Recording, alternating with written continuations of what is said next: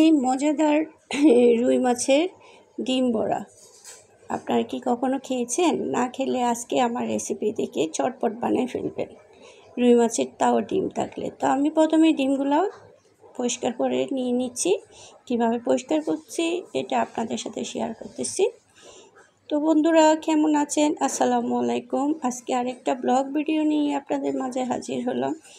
তো আমি সবসময় চাই নতুন নতুন রেসিপি নিয়ে আপনাদের মাঝে হাজির হতে। তো আজকে আমার রুই মাছ, অনেক বড় রুই মাছ আনছে। রুই মাছের ডিমগুলো অনেক বড় বড়। তো এগুলো আমি পরিষ্কার করে নিয়ে নিচ্ছি ভালো মতো, কারণ ওখানে অনেক চর্বি থাকে, একটা আলাদা আবরণ থাকে। ওই আবরণগুলো শুধু ভালো মতো যদি পরিষ্কার না করে তো কেমন জানি লাগে। তো আমার মাছের মোটামুটি পরিষ্কার হয়ে গেছে ডিমগুলো। এখন আমি ধুয়ে নিচ্ছি, তারপরে একটু হলুদ দিয়ে আমি লবণ দিয়ে আর একটু ধুবো, কারণ এগুলা নরম জিনিস তো এমন আলতোভাবে ধুতে হয় যাতে নষ্ট না হয়। আর সবগুলা আবরণ যদি আমি খুলে ফেলি আর ধুলে আমি তো ডিমগুলো পাবো না। এই জন্য কিছু কিছু আবরণ রেখে দিয়েছি, ভালো মতো ধুইয়ে ওই আবরণগুলো আমি আবার ফেলে দেবো।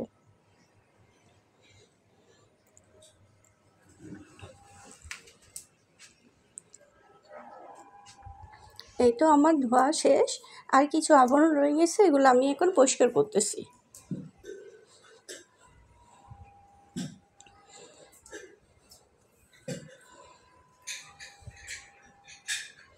তো এইভাবে পরিষ্কার করে নেবেন আপনারা, কারণ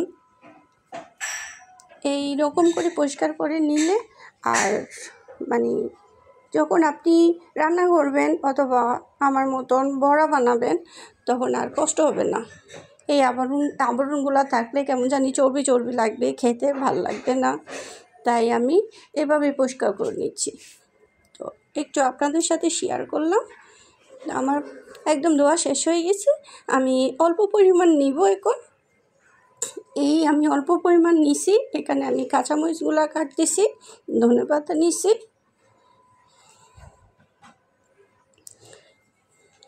তারপর বাকি উপকরণগুলো আমি আস্তে আস্তে দিচ্ছি। এখানে লবণ দিলাম, লাল মরিচের গুঁড়া অল্প পরিমাণ, তারপর হলুদের গুঁড়া দেব সামান্য পরিমাণ। এটা আপনাদের যে আপনারা যদি বেশি করতে চান ওইভাবে আপনারা নিয়ম অনুযায়ী করবেন। তো আমি পেঁয়াজ দিলাম, আর আপনাদের যদি বেসন থাকে বেসনটা অ্যাড করতে পারেন।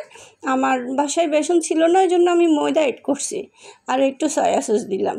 তো এগুলো সবগুলো আমি কষলাইয়ে সুন্দর মতো বড়ার জন্য আমি রেডি করতেছি। একদম ভালো মতো কষলে ফেলতে হবে যাতে সবগুলো একসাথে মিক্স হয়ে যায়।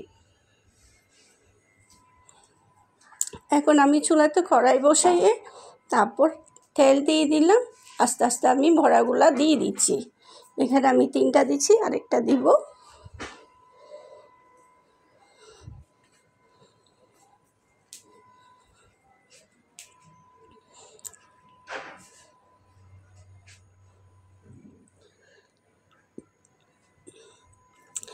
আমার এই রেসিপিটা এতক্ষণ যারা দেখছেন তারা একটু লাইক দিয়ে দিবেন, কারণ আমার লাইক একদম কম আসে, বলতে গেলে কমেন্টের তুলনায় লাইকটা কম হয়।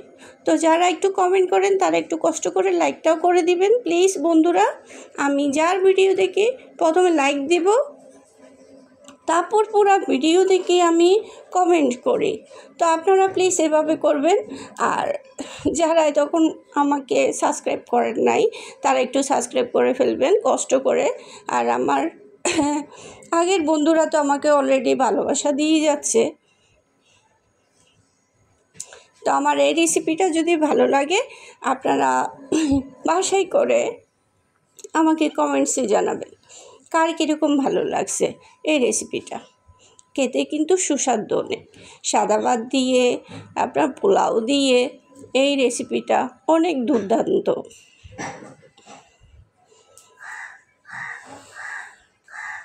তা আমার 4টা হয়ে গেছে, আর বাকিগুলো আমি দিয়ে দিচ্ছি আস্তে আস্তে।